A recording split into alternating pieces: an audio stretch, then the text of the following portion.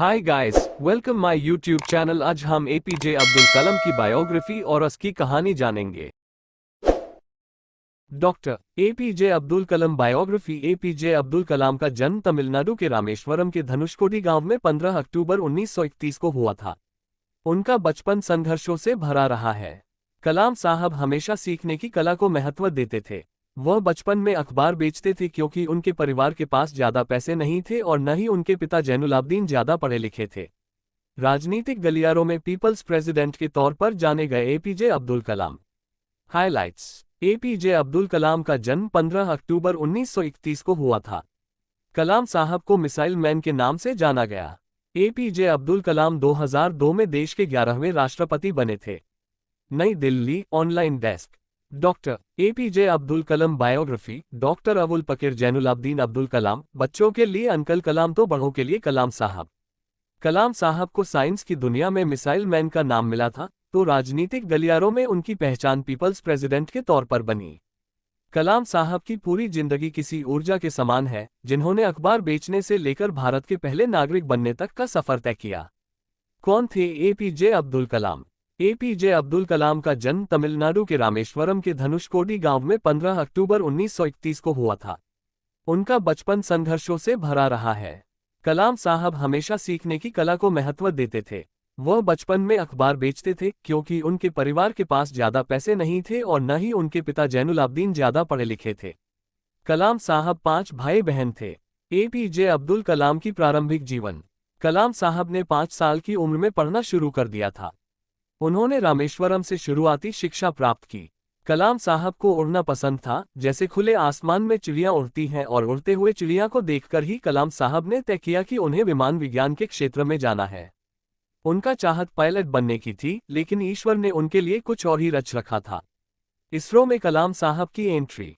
APJ Abdul कलाम ने 1950 में Madras institute of technology से अंतरिक्ष विज्ञान में स्नातक की पढ़ाई पूरी की।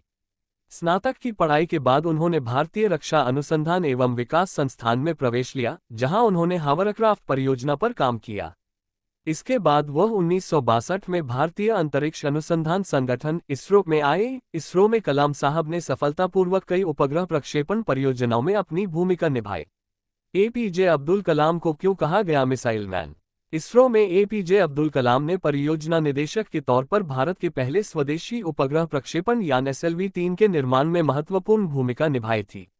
इस यान से भारत ने रोहिणी उपग्रह सफलतापूर्वक अंतरिक्ष में भेजा था। इस मिसाइल को बनाने में उन्होंने कड़ी मेहनत की थी, जिस वजह से उन्हें मिसाइल मैन कहा गया। इसके बाद कलाम साहब ने देश को कई सारे मिसाइल दिए। पोखरण से भारत ने दुनिया को दिया था संदेश। एपीजे अब्दुल कलाम जुलाई 1992 में वे भारतीय रक्षा मंत्रालय में वैज्ञानिक सलाहकार बने। कलाम साहब के नेतृत्व में भारत ने 1998 में पोखरण में अपना दूसरा सफल परमाणु परीक्षण किया और इससे पूरी दुनिया को महाशक्ति बनने का एहसास दिलाया। इस मिशन में कलाम साहब ने अभूतपूर्व योगदान दिया था। कलाम साहब का राजनीतिक सफर। एपीजे अब्दुल कलाम 18 जुलाई 2002 को देश के 11वें राष्ट्रपति बने। राष्ट्रपति बनने के बाद भी कलाम साहब के स्वभाव में कोई बदलाव नहीं आया और इसी के बदौलत उन्हें जनता के राष्ट्रपति की उपाधि मिली। कलाम साहब ने राष्ट्रपति भवन के दरवाजे जनता के लिए खोल दिए। ऐसे कई किस्से हैं, जब राष्ट्रपति भवन में उनके साथ कोई आम इंसान या किसान खाना खा रहे होते तो कभी पुलिस वालों से विवाद कर रहे होते। कलाम साहब 2007 तक राष्ट्रपति रहे। राष्ट्रपति के पद से मुक्त होने के बाद एपीजे अब्दुल कलाम ने देश के विभिन्न कॉलेज संस्थानों में काम किया। उन्होंने लोगों के बीच रहना पसंद किया। वह हमेशा देश के नागरिकों से मिलते थे। कलाम साहब ने कई पुस्तकें लिखी हैं। उनकी पुस्तकें लोगों के बीच काफी लोकप्रिय हुई। कलाम साहब का सपना 2020 तक भारत को शक्तिशाली और आर्थिक रूप से समृद्ध बनाना था।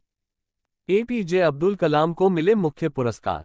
कलाम साहब के 79वें जन्मदिन को संयुक्त राष्ट्र ने विश्व विद्यार्थी दिवस के रूप में मनाने की घोषणा की थी। इसके साथ ही उन्हें भारत सहित दुनिया भर के देशों ने कई पुरस्कारों से नवाजा है। भारत सरकार ने उन्हें 1997 में भारत रत्न, 1981 में पद्म भूषण और 1990 में पद्म विभूषण से सम्मानित किया था। वर्ष पुरस्कार प्रदाता 2014 डॉक्टर ऑफ साइंस एडिनबर्ग विश्वविद्यालय ब्रिटेन 1998 वीर सावरकर पुरस्कार भारत सरकार 1997 भारत रत्न भारत सरकार 1990 पद्म विभूषण भारत सरकार 1981 पद्म भूषण भारत सरकार एपीजे अब्दुल कलाम का निधन। एपीजे अब्दुल कलाम का 27 जुलाई 2015 की शाम को निधन हुआ था। वह भारतीय प्रबंधन संस्थान शिलोंग में रहने योग्य ग्रह पर एक कार्यक्रम में लेक्चर दे रहे थे, तभी उन्हें दिल का दौरा पड़ा और वह बेहोश होकर गिर पड़े। उन्हें अस्पताल ले जाया गया था, लेकिन 2 घंटे बाद ही मैंने उनका भारत निधन के हो गया मिसाइल और मैन इस और तरह हमारे 27 11वें जुलाई यानी राष्ट्रपति कि आज ही के दिन कलाम साहब ने 19311215 के 84 जीवन वर्ष से की कुछ उम्र में घटनाओं का दुनिया को संकलन किया अलविदा है, कहा था। जो रामेश्वरम तमिलनाडु में रहते थे। वह एक मध्यम वर्गीय परिवार से थे। डॉक्टर कलाम के पिता के पास कुछ अनौपचारिक शिक्षा और एक अच्छा सामाजिक दायरा था। परिवार के स्वामित्व वाला नाव निर्माण व्यवसाय, इससे डॉक्टर कलाम को धातु और लकड़ी के बारे में जानकारी मिली और इंजीनियरिंग से परिचय हुआ। बचपन में उन्हें पक्षियों को उड़ते देखना भी बहुत पसंद था। इसने उन्हें पेशेवर रूप से हवाई क्षेत्र और रॉकेट के दिलचस्प क्षेत्र को अपनाने और भारतीय एरोस्पेस वैज्ञानिक के रूप में काम करने के लिए प्रेरित किया। एक बच्चे के रूप में डॉक्टर कलाम ने बंगाल की खाड़ी में आए चक्रवात के बाद अपनी व्यापारिक नाव को बहते देखा। उनके पिता शांत रहे और व्यवसाय को फिर से खड़ा करने के लिए कड़ी मेहनत करते रहे। डॉक्टर कलाम ने रॉकेट प्रक्षेपण स्थलों पर बारिश के दौरान सैटेलाइट लॉन्च वाहन एसएलवी, पृथ्वी और अग्नि मिसाइलों को डिजाइन करते समय उस समय अपने पिता के चेहरे के भाव को याद किया था। वस्तुतः डॉक्टर कलाम ने संकट प्रबंधन अपने पिता से सीखा। लोग डॉक्टर कलाम के पिता के प्रशंसक थे और एक दिन बेटे ने उनसे पूछा क्यों।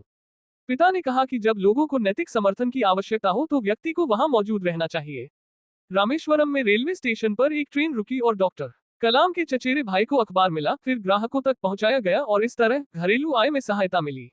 उस समय द्वितीय विश्व युद्ध शुरू हो गया था और डॉक्टर कलाम की उम्र 8 वर्ष थी। आपातकाल की स्थिति उत्पन्न हो गई और ट्रेन रेलवे स्टेशन पर रुकनी बंद हो गई। तभी डॉक्टर कलाम ने समाचार पत्र व्यवसाय में अपने चचेरे भाई की मदद करने का संकल्प लिया।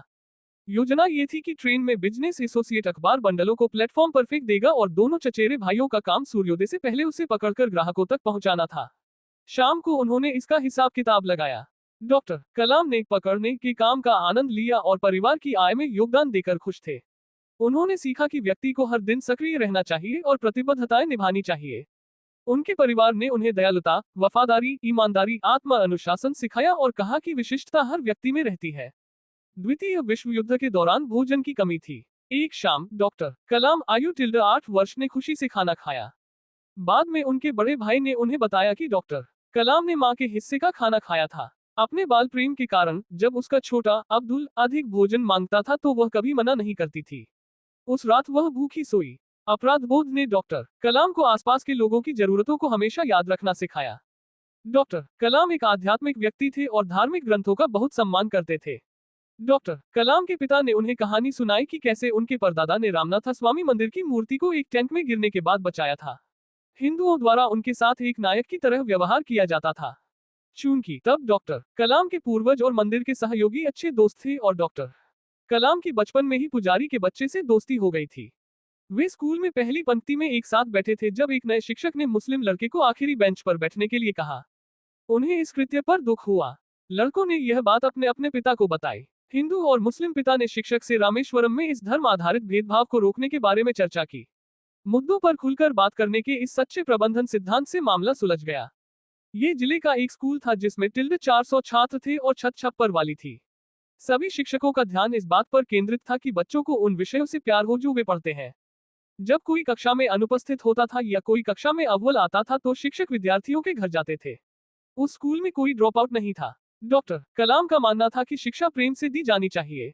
Madras institute of technology MIT में कॉलेज के दिनों के दौरान डॉक्टर कलाम ने लैब क्लास में विमान के लिए एक वैमानिकी डिजाइन बनाने की पूरी कोशिश की, लेकिन उनके शिक्षक ने डिजाइन को अस्वीकार कर दिया और उन्हें मिली छात्रवृत्ति को बरकरार रखने के लिए इसे दोबारा डिजाइन करने के लिए 3 दिन का समय दिया। डॉक्टर कलाम ने लगातार मेहनत की और इसे दोबारा बनाया। इसे उसी शिक्षक द्वारा उत्कृष्ट के रूप में सराहा गया जिसने डॉक्टर कलाम को जानबूझकर काम के दबाव का सामना करना पड़ा था। इससे उन्हें पता चला कि कोई समय सीमा नहीं होती और जो शिक्षक छात्र की प्रगति पर ध्यान केंद्रित करता है वही सबसे अच्छा दोस्त होता है। MIT में छुट्टियां शुरू हो गईं और डॉक्टर कलाम घर जाना चाहते थे। पैसे जुटाने और टिकट खरीदने के लिए उन्हें अपनी पसंदीदा किताब बेचनी पड़ी। किताब खरीदने के बजाय दुकानदार ने उसे गिरवी रख दिया। डॉक्टर कलाम को पैसे उधार दिए और वादा किया कि जब तक वह वापस नहीं आएंगे तब तक वह किताब नहीं बेचेंगे। ये सुनकर डॉक्टर कलाम को लगा कि अजनबी दयालु होते हैं। वायुसेना पायलट बनने का उनका सपना एक रैंक से टूट गया। डॉक्टर कलाम ने विफलता को स्वीकार करना, आगे बढ़ना और भाग्य में ईश्वर की बड़ी योजना पर विश्वास करना सीखा। बाद में वह रक्षा मंत्रालय में शामिल हो गए। 11 जनवरी 1999 को एवरो एसपी विमान दुर्घटनाग्रस्त हो गया, जिसमें 8 लोगों की मौत हो गई। डॉक्टर कलाम ने सरकार से सहायता प्राप्त करने वाले परिवारों से मुलाकात की, लेकिन इस गिरावट ने उन्हें एहसास कराया कि खेतों में पुरुषों का बलिदान ही वास्तव में एक राष्ट्र का निर्माण करता है। नाव निर्माण व्यवसाय ने उन्हें सिखाया कि नावें महत्वपूर्ण हैं, लेकिन उनमें नौकायन करने वाले लोग भी महत्वपूर्ण हैं। भारतीय अंतरिक्ष अनुसंधान संगठन इसरो की स्थापना केरल के तुम्बा में परिसर में एक चर्च के साथ की गई है। भारतीय अंतरिक्ष कार्यक्रम के जनक डॉक्टर विक्रम साराभाई इसरो को शुरू करने के पीछे थे और उन्होंने चर्च के अधिकारियों को आवश्यक मंजूरी मिलने के बाद इसे वैज्ञानिकों को सौंपने के लिए राजी किया। भारत पहला देश है जहां किसी चर्च को विज्ञान प्रयोग के लिए सौंपा गया है। डॉक्टर कलाम उस कहानी से प्रेरित हैं जहां वैज्ञानिक और आध्यात्मिक दिमाग भारत के लिए एक सामान्य उद्देश्य के लिए एक साथ आए थे। अब वैज्ञानिक पुजारी के आवास पर रहते हैं। डॉक्टर विक्रम साराभाई ने उदाहरण स्थापित करके डॉक्टर कलाम को नेतृत्व के गुण सिखाए। उन्होंने साथ मिलकर काम किया। नेता 1 सुने, बी रचनात्मक रूप से सोचें, सी टीम बनाएं, डी विफलताओं से परे देखें, ई टीम के साथ खड़े रहें और एफ सवालों के जवाब दें। आखिरकार SLV 3 ने डॉक्टर कलाम को सिखाया कि ए अनुसंधान, इंजीनियरिंग, विज्ञान और प्रौद्योगिकी किसी देश के विकास के लिए महत्वपूर्ण है, बी प्रतिबद्धता और सी दृढ़ता हर कीमत पर मायने रखती है। जैसा कि डॉक्टर कलाम कहते हैं कि यह माई जर्नी है। IIM शिलोंग में व्याख्यान देते समय उन्हें कार्डियक अरेस्ट हुआ और 83 वर्ष की आयु में उनका निधन हो गया।